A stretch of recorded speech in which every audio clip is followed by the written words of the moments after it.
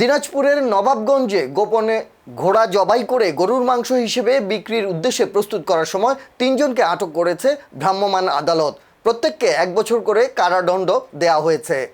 শুক্রবার ৩ এপ্রিল বেলা ১১টার দিকে উপজেলার গাজীপুর সুপারি বাগান এলাকায় অভিযান চালিয়ে উপজেলা নির্বাহী কর্মকর্তা ও নির্বাহী ম্যাজিস্ট্রেট জিল্লুর রহমান এ দণ্ড দেন।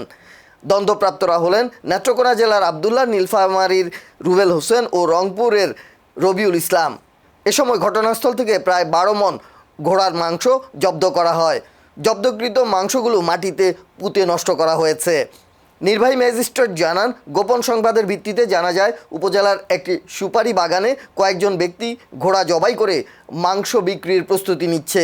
তাৎক্ষণিক ঘটনাস্থলে অভিযান চালিয়ে ৬টি ঘোড়ার মাংস জব্দ করা হয় এবং এ ঘটনায় জড়িত থাকার অভিযোগে ৩ জনকে আটক করা হয়। এ সময় আরও কয়েকজন পালিয়ে যায়।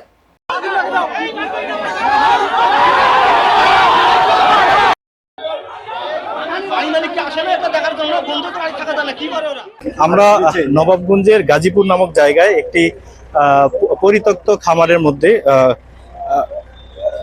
ঘোড়া পেয়েছি, ৬টা ঘোড়া পেয়েছি, যেটা হচ্ছে আমরা জবাই করা দেখেছি এবং চামড়া তারা এটা চামড়া অপসারণ করেছে।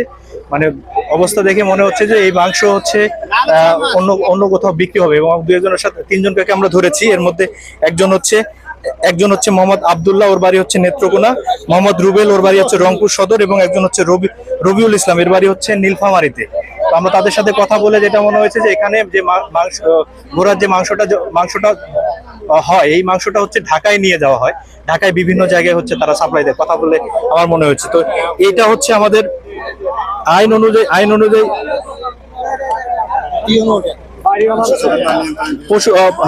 পশু জবাই ও মান নিয়ন্ত্রণ আইন ২০১১ অনুযায়ী তারা যে ৩ জনকে ধরেছি তারা হচ্ছে অন্যায় করেছে এবং এটা হচ্ছে ৪ ধারায় অপরাধ হয়েছে এবং ২৪ ধারায় এটা সর্বোচ্চ সাজা হচ্ছে ১ বছর জেল। আমরা তাদেরকে ১ বছর জেল